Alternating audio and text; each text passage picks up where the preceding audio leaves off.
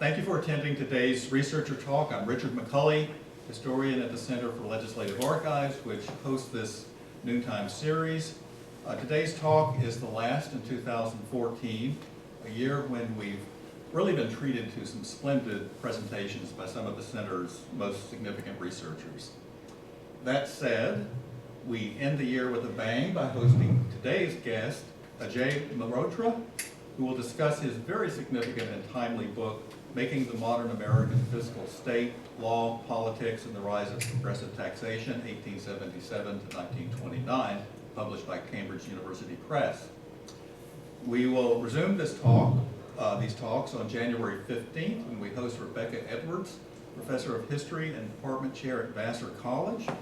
Her talk is titled, Sex on the Frontier, Fertility in America's Antebellum Empire.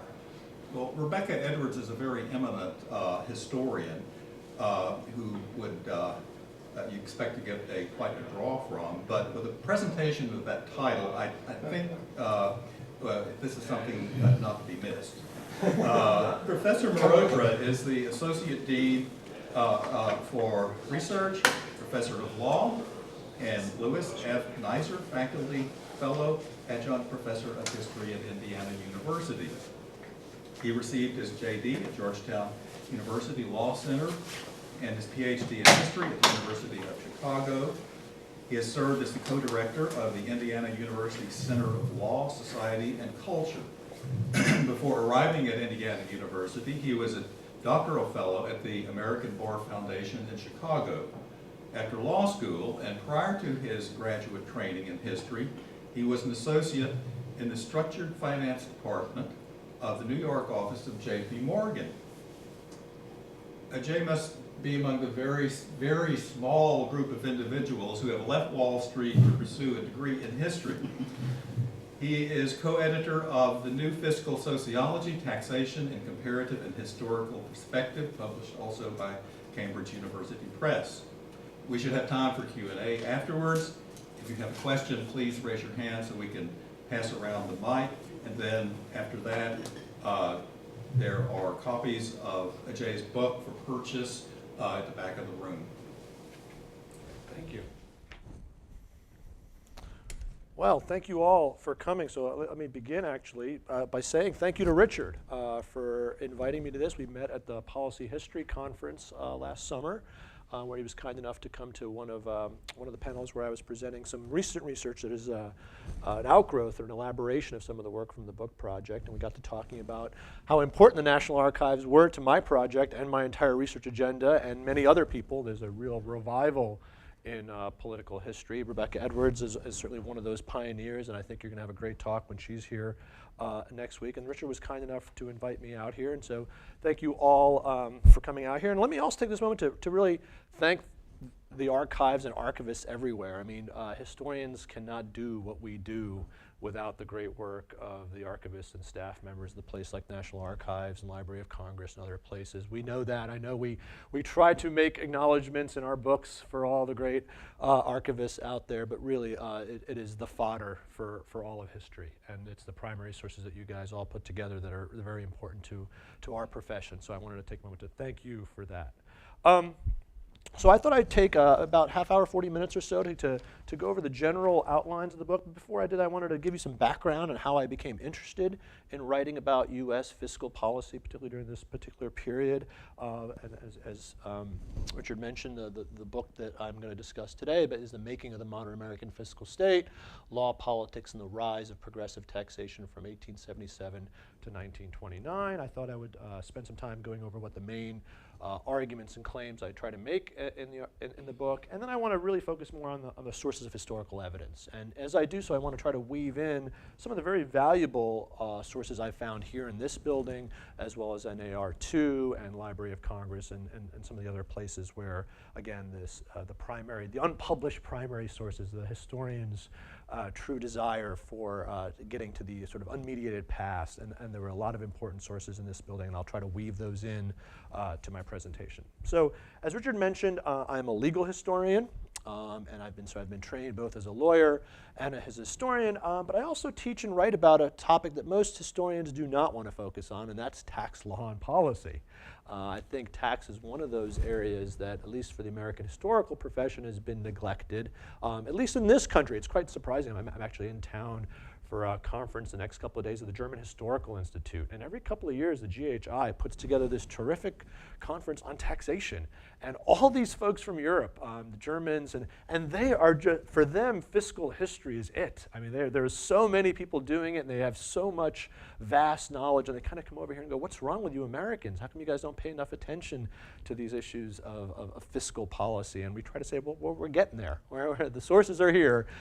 Give us a chance. We're catching up in a sense. And so this has been my research agenda from the very beginning. So this book project is part of a larger research agenda. When I've looked at the political causes and consequences of changes in American tax policy. And so at its core, my book really is about the intellectual, legal, and administrative foundations of what I refer to as our current system of direct and progressive taxation, right? Those two key words, sort of direct and progressive, are really important.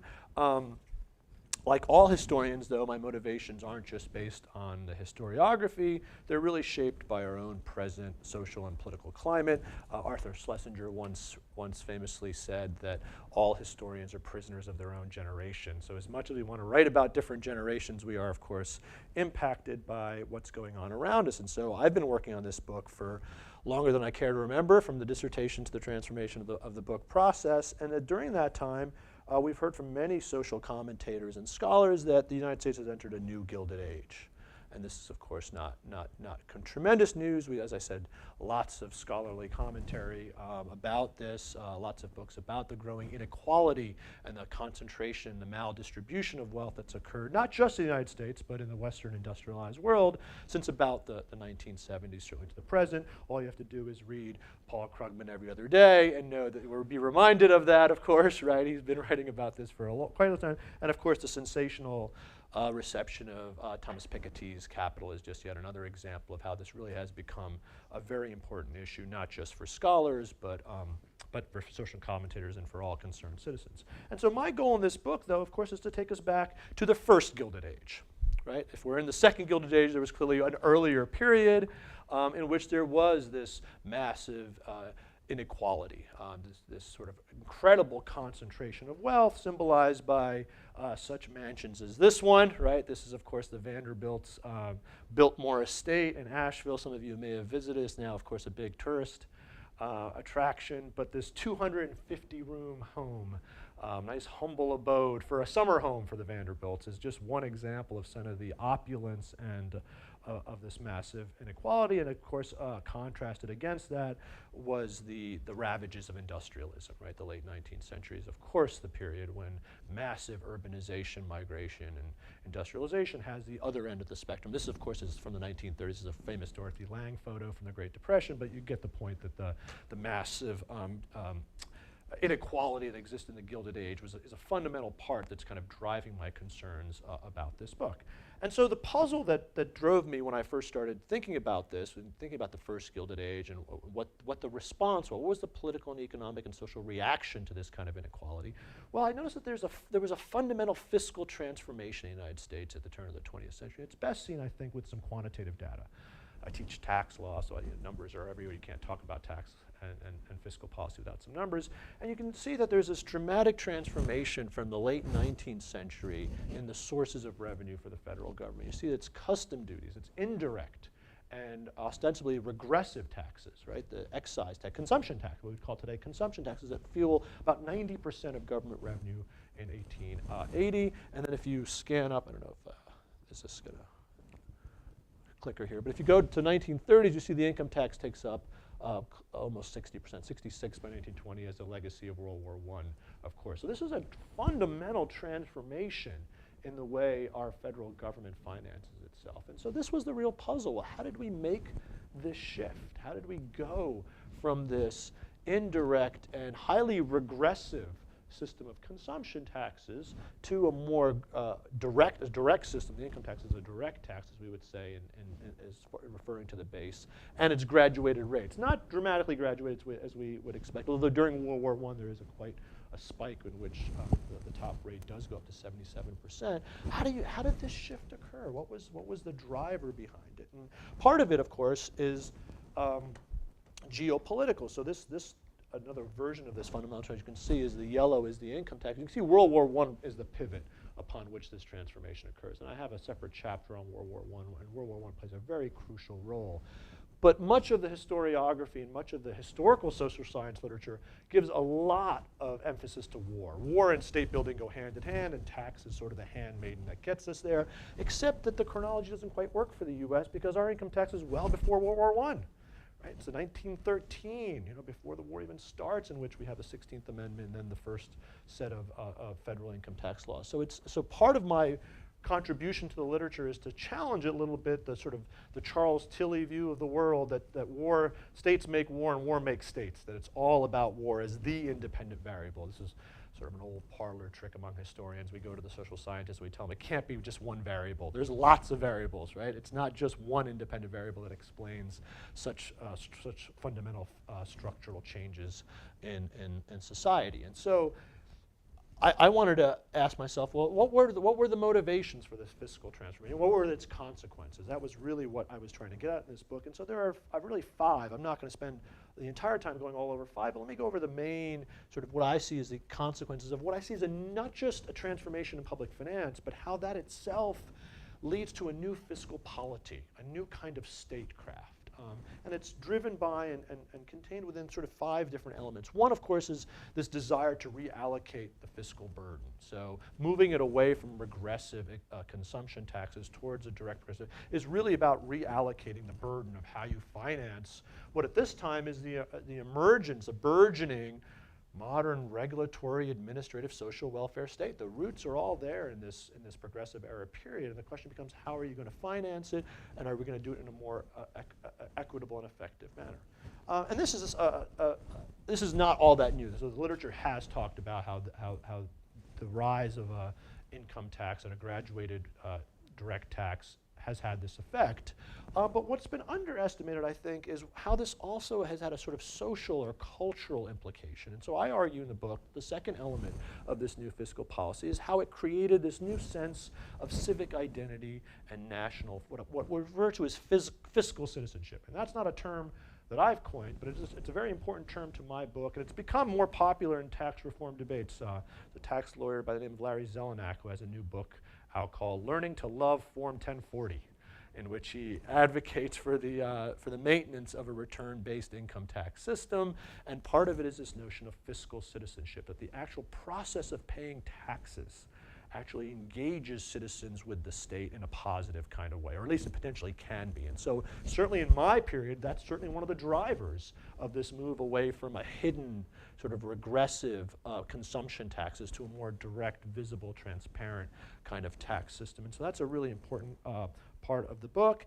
And then also third, I am at heart a legal and political historian, and I think when one thinks about the turn of the 20th century in American political historiography, at least, this is the time when we see a transformation away from what's known as the party period, the period when things like the tariff are the defining issues that separate Republicans and Democrats, to the move to what's known as more I don't know if there's an exact term, but the post-party period is certainly one in which special interests rise, and there is a more fractured sense of politics and how lawmaking occurs. And of course, fiscal policy is at the center of that, the move away from the tariff and customs and excise taxes to an income tax is part of this shift and this alteration in political arrangements. And so those are the sort of 3 main elements. The other 2 that I don't sort of tease out in the book, but that I allude to that are more consequences. The fourth is really how at the end of the day the income tax becomes a fiscal workhorse. It doesn't happen in my period. It's really World War II when we move from a class tax to a mass tax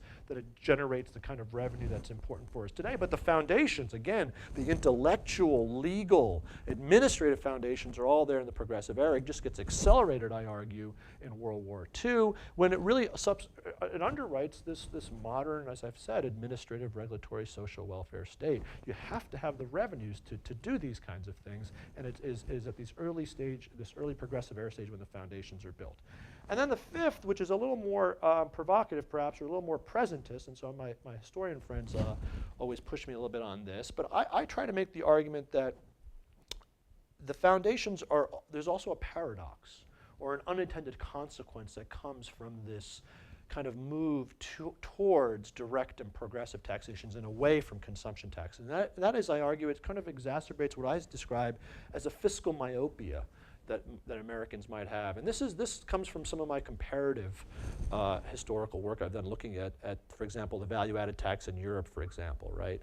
If one looks at OECD data today, it I think shows us two things. One, that there's a myth that there's an undertaxed American, right? I mean, that we're overtaxed, pardon me, right? If you look at, we don't pay as much as other OECD, but it's not as if we're overtaxed in that sense. But more importantly, what's missing is almost all modern industrial countries have some kind of consumption tax in the form of something like a value-added tax.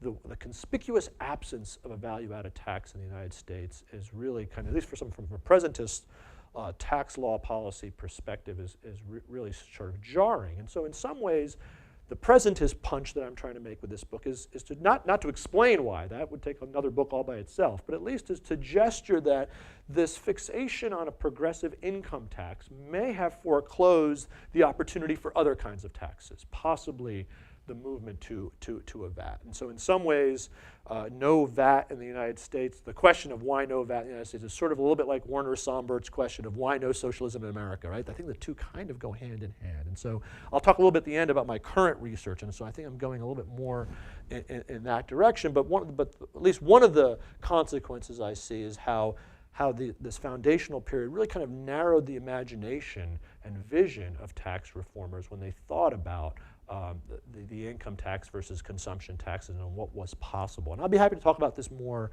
in the Q&A. As I said, I don't think I can prove this point, but I think there is evidence to suggest that this foundational period had this unintended or paradoxical consequence. So let me get to the first three claims, because they really are the most important. The first, of course, is this notion about shifting the tax burden, right?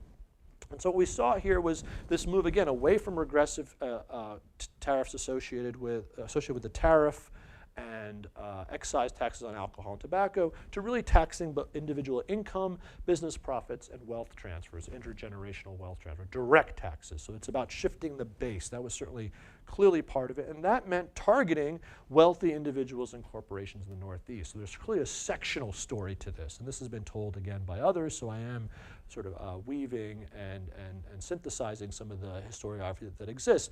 But one thing I really focus on is this notion of ability to pay. And so these three words, these really curt words at this time become very powerful tools. And this is where my book is more kind of a combination of intellectual and political history. I look at the reformers who initially are populist farmers in some sense, up from to intellectuals. So some of the key protagonists in my book are political economists. Well, we today would call economists, but back then themselves called political economists. I think the distinction is very important. They were thinking about the economy in a much more broader way than economists think of today. And it was these political economists led by people like Edwin Seligman, who was probably the leading tax theorist of his time at Columbia University, political economist, Richard Ely, the labor activist from the University of Wisconsin, Henry Carter Adams at the University of Michigan. These are what I argue are the pioneers of American public finance, at least theoretical finance. And they push this, they're all German trained, and so there's a transatlantic story to be told as well that I use in my book.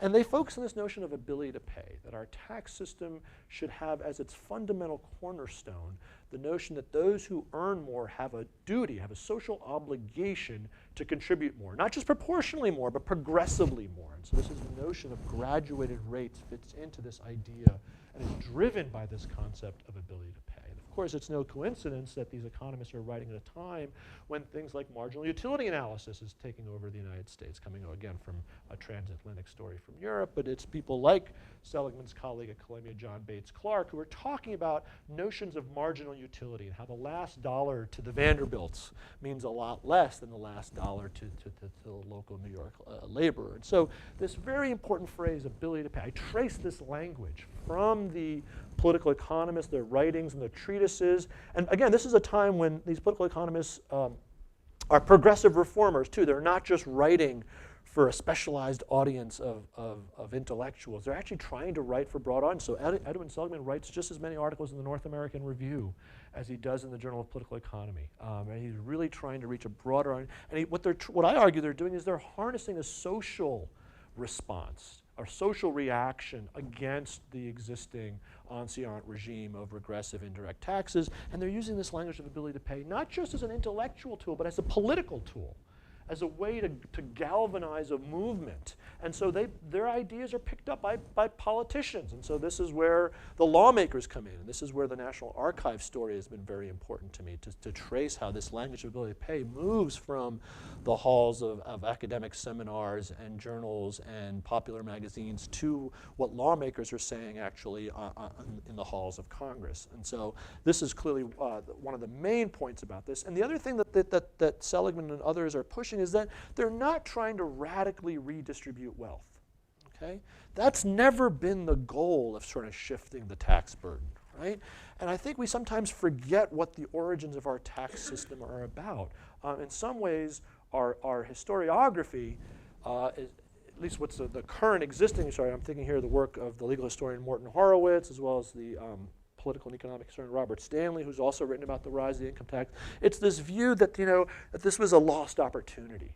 That this was co-opted. The income tax movement was really co-opted by conservatives who really averted what could have been we could have been Scandinavia is sort of the premise, right? We could have had this really a radical change in this progressive era, and we missed out. And so it's really this kind of conservative ploy to just kind of silent the masses. We'll have this token income tax is sort of the argument that Horowitz and others have made. And I think that's just wrong, because if you take a look at the primary sources, yes, there were some people, so it's not completely wrong. There were some people. Nelson Aldrich is the very famous conservative Republican from Rhode Island who actually says that he's going to agree for the income tax to stop the socialists. I mean, that's a claim he makes quite explicitly. So there is some evidence of that, but that's not what's going on elsewhere, and he's not the only lawmaker who has influence on this. And so I think we lose sight of this in the historiography by thinking that our income tax was really meant to radically redistribute wealth. And it's not just the historiography. I think in popular political discourse sometimes folks on the right think we have had a goal of using it to radically redistribute wealth. So our modern day Tea Party, in a sense, has this sense that our tax system is about somehow punishing capital or punishing wealth, right? You see these kinds of posters about taxed enough already, right? This is one of the core. It continues to be one of the core elements, I think, of our modern Tea Party. And so there's of course a huge cognitive dissonance to some of the Tea Party, and this is my favorite poster from the Tea Party, right? Keep government out of my Medicare, right? People, again, going back to the salience, right? What people really understand is the public versus the private in all this. So I am trying to address, again, going back to Schlesinger's point about being a prisoner of our own gender, I am trying to address both the kind of new left historiography that wonders why we're not Scandinavia, and the kind of current political dialogue that thinks that we're radically redistributing wealth, or that we wanted to at one point. That was never the goal in any of this. And so if you go back to this, what the goal really was really just about reallocating the financing. How are we going to support a modern industrial state? And so it wasn't just the intellectuals. In fact, it starts, I argue, with a sort of social history. And here's a source that I found in this building. And so I don't know if it's too small, but this is a letter, a petition from the secretary of a Massachusetts Grange movement to his congressman, which I found here in the petitions and the Ways and Means box 180 folder tax on income. This is right upstairs somewhere, right? I imagine, right? And this is the quote that's in the book, right? That the American farmer is heretofore and is now paying more than his just proportion of taxation, and believing that an internal revenue tax upon incomes will tend to equalize the burden of taxation. I want to draw your attention to that phrase, right? It's about equalizing the burden of tax. It's not about kind of radically redistributing wealth in any sense. And so the resolution they come up with is that the members of the Grange request our representative Congress and also our senators' best efforts to place such a law upon the statute books. This is in 1893, 94, right, when the first income tax that's eventually struck down by the court is introduced. And so this is a social movement. It starts with this kind of populist, and it spreads, of course, politically through the People's Party. And so you actually see this. It's not just the Granges. There's actually some political voice for this in the political parties. And then later, you actually this becomes a resounding theme that the intellectuals kind of harness. But so my story moves from kind of the social movement to the intellectuals who harness that social movement. They become the kind of bridge between the people on the ground and then the lawmakers. Because of course, what I'm trying to write about is ideas in action. Not just the ideas of intellectuals talking among intellectuals, but how they're trying to influence lawmakers. And so one of the most important lawmakers in this period is Cordell Hull, who is in many ways the political father of the income tax. And here too, Hull's quote here too, I think, suggests it's not about any kind of radical notion of redistributing wealth. He says here, I have no disposition to tax wealth unnecessarily or unjustly, but I do believe that the wealth of the country should bear its just share of the burden of taxation, that it should not be permitted to shirk that duty. Now, of course, just share is a protean concept, right? Everyone has a very different vision of what just share is. But there was, at least at this time, sort of a bipartisan, at least initially, and slowly and gradually, a sort of a bipartisan notion about a shift from a regressive and indirect system to a progressive and direct system was at least one way to ensure that kind of just share. And then again, you saw this again back in the popular culture. And so there was this terrific political cartoon that is the cover of my book. And this was here in the Library of Congress that I stumbled upon. And you can see here the title of the cartoon is The New Man on the Job. The treadmill is governmental expenses, right? Again, so this is about, it's going, right? We've got this modern burgeoning regulatory, administrative, social welfare state. It's the working class that's been on the top of the treadmill, doing all the work. And finally, the heavy-set iconographic is, of course, this is the idle rich, is what he's labeled at. And the collar, you can't see it, but the collar is the income tax. It's the collar that's bringing the rich onto the treadmill. Again, not to radically not to equalize all wealth and income, but to get them on board with doing their fair share. I think this image really powerfully captures what's going on. And then this quote from George Holmes, who's a government statistician at the time, talks about this concern, right? That there is always a danger that the rich will get too large a hold upon the wealth, the resource, and the labor of the country, in which case the most effective and practical remedies are progressive taxes on incomes, gifts, and inheritances, right? Let's move to a direct and graduated tax system. We move away from indirect and regressive to this is what's really driving it. And I think we still hear echoes of this today. So if you think back to just a couple of years ago when Warren Buffett was talking about his own tax liability compared to his secretaries, right? This was an example of this concern about ability to pay. I think we also saw it in California, for example, which if people often they raised their taxes in California just a couple of years ago, right? I mean, so people often think, I imagine in this town in particular, that you can't talk about tax increases, you can't talk about tax hikes, it's completely off the table. It doesn't have to be, right? Hasn't always been that way. I mean, that's one of the things I'm trying to show, I guess, for present-day concerns today. I guess you could label my book as a neo-progressive kind of assault to remind us that Americans have not always and everywhere been anti-tax and anti-statist. I think too often people draw a direct linear line from, say, the revolution and the initial Tea Party to Newt Gingrich, right? That's how American political culture has always been. That's just not right. And so that's part of the upshot of this book, and I think we see echoes of that today. We saw it as well as in some of the Occupy movements and some of the other things that are going on. I think we actually see it in law. I mean, the Obama administration's sort of partial victory in raising taxes on the high end, not as high as they wanted to, not at the same threshold levels, but certainly that movement, that partial victory a couple of years, all suggests that this notion of ability to pay still has resonance today. Now, the other claims that I would mention, I'll try to run through relatively quickly so we have time for a Q&A. I mentioned already is this notion of forging a new civic identity. And so reformers during this progressive era really believed that you could use taxes to reconstitute or reinvigorate the social contract, the relationship between citizens and the state. And you could use taxes in a sense to help citizens re-envision or reimagine their ethical or social obligations to the broader community. That's what taxation was about, giving back to a larger, broader community, a state that could help with things like crisis management, economic development, and all the things that the public sector does for us. And so this is really at heart what in many ways the historiography tells us what progressivism was all about. Right? This was an age when the social dimensions of American democracy were the key concepts, right? The identification with the common lot, as Jane Addams put it, is the essential idea of democracy, right? This is clearly the progressive era notion, and that's why it's this time that we see this, this structural transformation that leads to the fiscal state. And I think we also see it in the sense of replacing what they saw as an old and outmoded notions that taxes were based on government benefits. And that was the sort of ideological rationale used for much of the existing tax system, certainly at the state level, the property tax, for example, and even the tariff, and to a lesser extent the excise. It was this notion that there was this kind of quid pro quo, that people paid taxes for the direct benefits the government gave them, protecting their property, for example, right?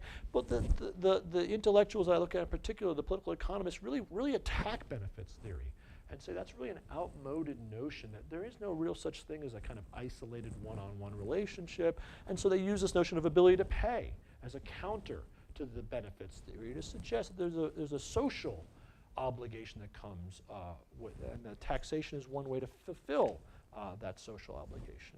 And then the third thing that I try to stress in the book is how this movement to an income tax or direct taxes, it's not just income, it's also corporate profits taxes, and as well as wealth transfer. The estate tax, of course, also has its origins in this time period. It also transforms politics or political arrangements, institutions, of course, right? We get new tax law policies and regulations that are very different from a tariff.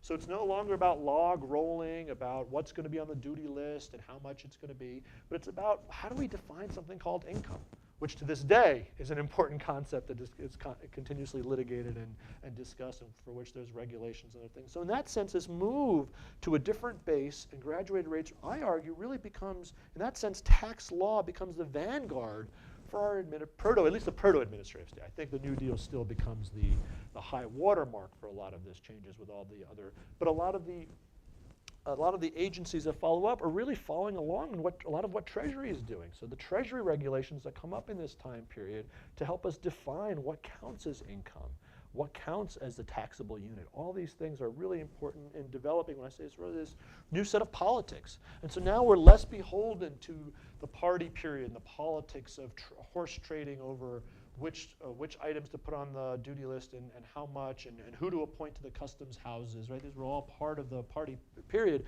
And now it's about bureaucratic experts. And so I have a separate chapter on the critical role that Treasury lawyers play during World War I in particular in building the administrative infrastructure of this fiscal polity that then spills over into other aspects of the modern state.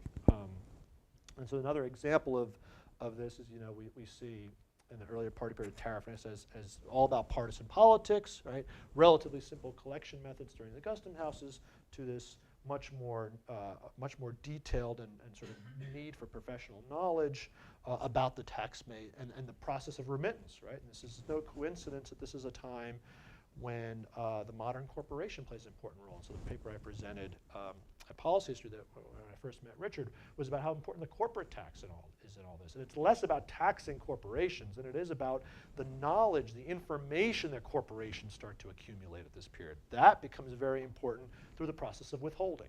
Right? Withholding is this really important cornerstone to our system of taxation, and it's the modern, Richard Byrd, who's a well-known public finance economist, has this terrific line. He says that if the custom house was the locus of tax power in the 19th century, the tariff, it's the modern corporation that's become our custom house of today, because it's the information that corporations contain that allows us to do all the kind of third-party reporting through withholding other things that leads to this kind of change in political arrangements. Now I've used up a lot of my time. I want to conclude, though, just a couple of quick slides on the importance of sort of constitutional law in all this, because the 16th Amendment is what allows for the creation of income tax it's a sort of response to the Pollock case, which strikes down that 1894 income tax that I marked. And it was, again, here that I found some terrific information. So there's this really important role that the New York Senator Elihu Root played in actually drafting. And so Richard and I were talking earlier about how important it is to demonstrate to grad students and junior scholars about what the archives can tell you.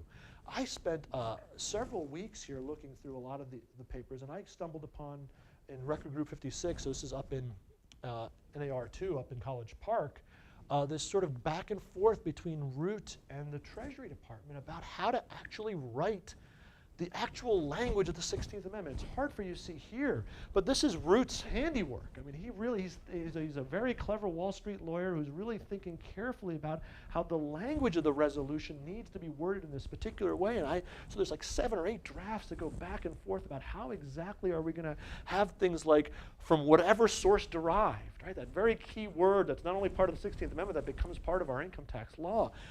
I mean, you can't get that from the published sources, right? And this is why the archives are so important. I probably don't make enough of it in my book, and sort of some of my next project. I'm thinking about toying with another book, a second book on the Pollock decision. There is no, I mean, at least not since Twiss, I think, that we have had a book that really takes a closer look at the income tax, Supreme Court income tax case, the Pollock decision and the rise of the 16th Amendment. It plays an important part in my role, and I do have 2 chapters to it, but I'm thinking about going in that direction to talk a little bit more about how important that constitutional amendment really has been. And so let me conclude now with just sort of present day implications. When I give this talk, especially to an audience not familiar with archives or scholarship, they kind of go, what are you talking about? That period is gone, right? I mean, civic identity, ability to pay, really, no one really believes that. And I have to concede times have changed. There's no doubt about that. But, I mean, I would also stick that even today's revolt against taxation, even the Tea Party, right, share this very important link with this roots of our modern fiscal politics. They're responding, right? That has set the agenda. The progressive period, the New Deal elaboration of it really continues to set the political and I would argue intellectual agenda of our modern fiscal polity. So in that sense, this really long history that I'm talking about, this long history about the making of the modern state, I think continues to press upon the thinking of today. So let me end there. Thank you very much for your attention. I'm happy to take questions. Thank you again.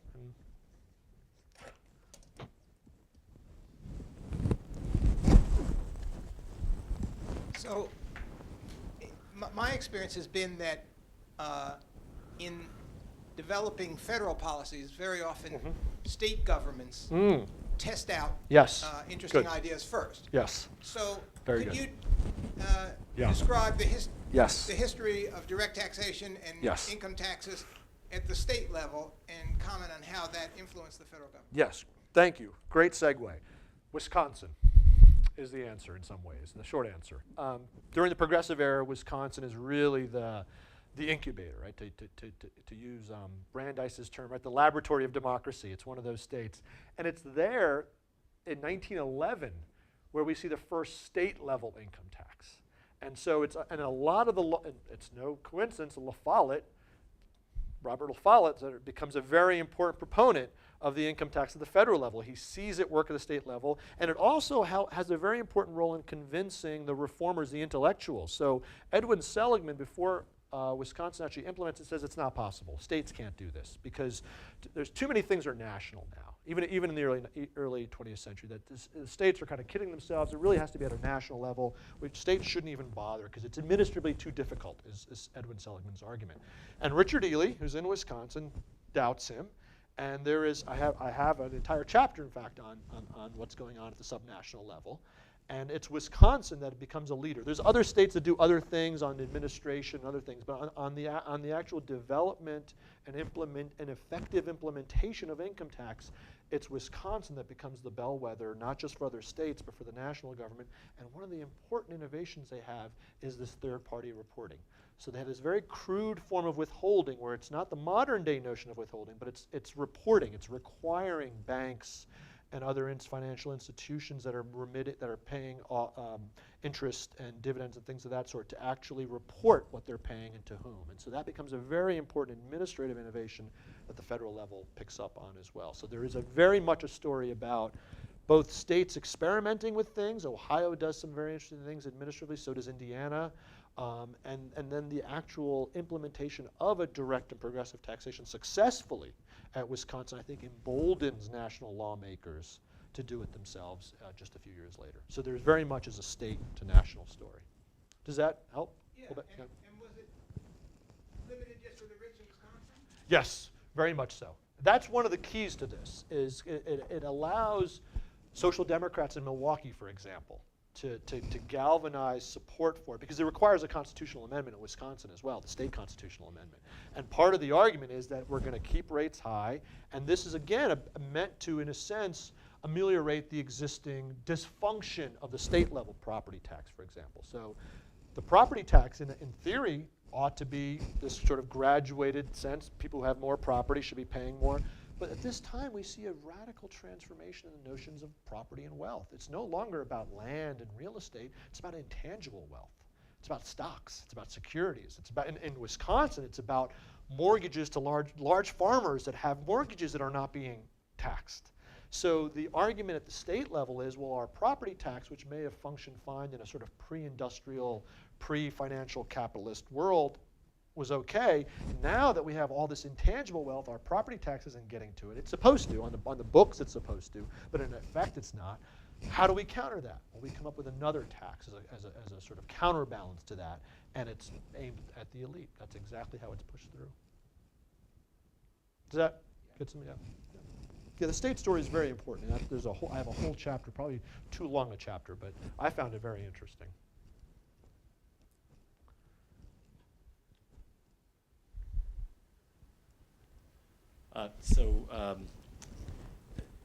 Your talk focused really on taxing side and Yeah. not so much on the spending Yes. side. And you made one point you made early on was that developments in your period maybe exacerbated fiscal myopia. Yeah. And so I began wondering, well, what was happening on the spending side during your period? And in particular, I guess a couple questions. Number one, just empirically, to what extent was government spending growing, and what was government spending its money on, and did that change during your period?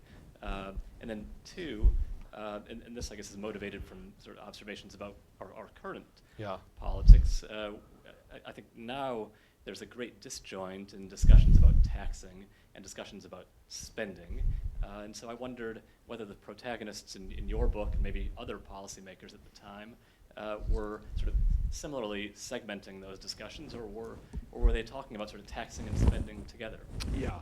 So that really gets at this point about fiscal myopia that I didn't get a chance to elaborate on, but it's in fact, I try to suggest, one of the arguments I make is it's during this period that we actually see that segmentation occurring much more explicitly. So, and this is, again, not an argument that I'm making innovatively. I mean, Richard Musgrave made this argument along with Alan Peacock in the mid-20th century when he was sort of attacking ability to pay. That notion as being too powerful. And so I've just taken Musgrave's argument and kind of put it back in historical perspective. And so what Musgrave and Peacock and what I'm trying to say now is, back when there was the benefits principle was the ideology, the two were linked, right?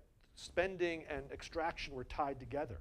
Ability to pay comes along, and I argue, and in a sense, this is an unintended consequences, because this is what reformers are responding to, right? This is the deck, that the cards that have been dealt to them is this kind of regressive system of consumption taxes, and they want to do away with it. It's their foil, it's their bête noire, and so they do everything against it.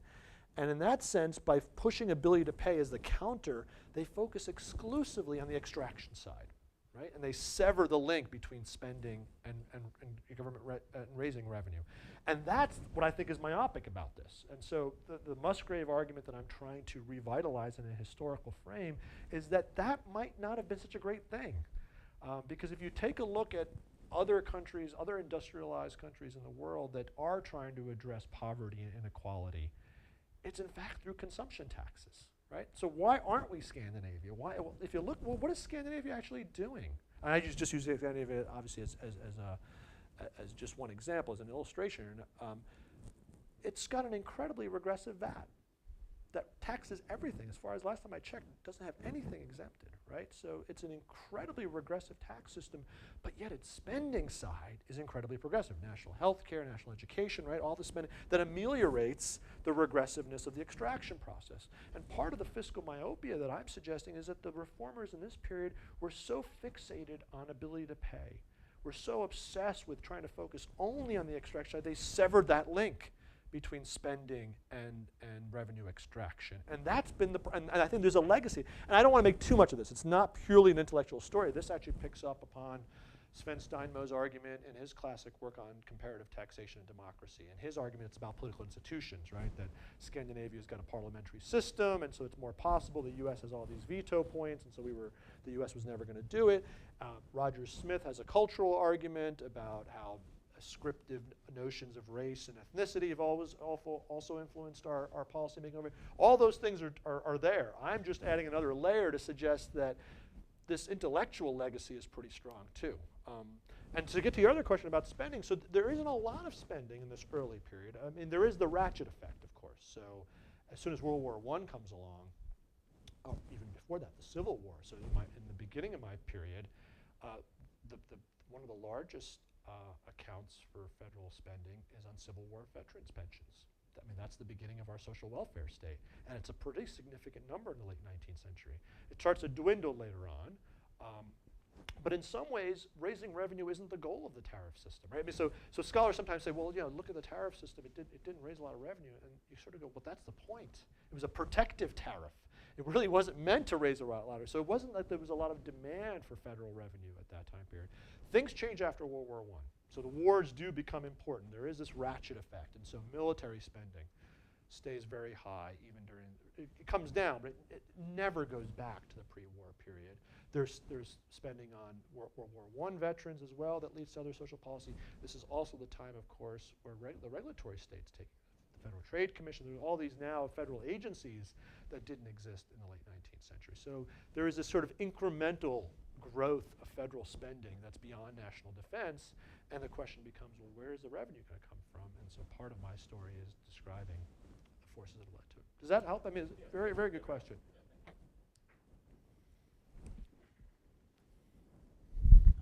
I have a question about what you think of funding our transportation infrastructure. Our highway trust fund is broken, and that's based on fuel taxes, gasoline and diesel fuel, but they have not raised, no politician has had the guts, including Obama, to raise our gasoline tax. Yeah. It's been the same since 1990. Yeah. And should we pay for highway infrastructure out of the general fund, or should we, how should we do this? Wow. Well, so let me take the first out and say I'm a historian, and as a historian, I study a lot of periods, but the future is not one of them. So I'm not sure where we should be going. But at other times, so if we take history as an analog, at other times when we've had these earmarked kind of taxes and they've been insufficient, the response the response in the past has been to increase them in some cases. But you're right, in today's political environment, that seems unlikely. And so the turn in other contexts have been to other sources. So maybe part of discretionary spending ought to be going more towards transportation infrastructure. I mean, there is talk of it occasionally, right? I mean, President Obama does talk about our dysfunctional infrastructure and how we need to do more about it. He doesn't, it's mostly just rhetoric. So I agree with your point that in the current environment, we don't seem to be spending money in that sense. But if history is any guide, there becomes a crisis moment.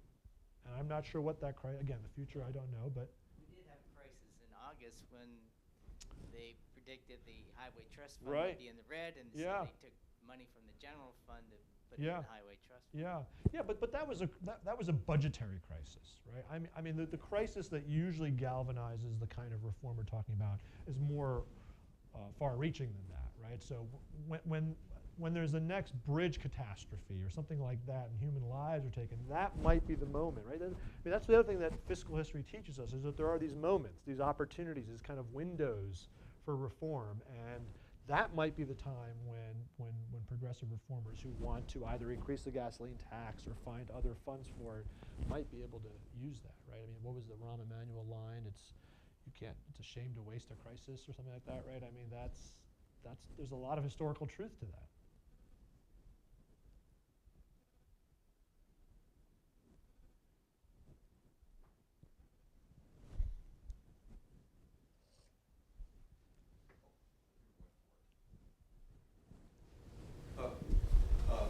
Ajay, you said income is a slippery term. Yes. Another slippery term that's used a lot is direct tax. Okay.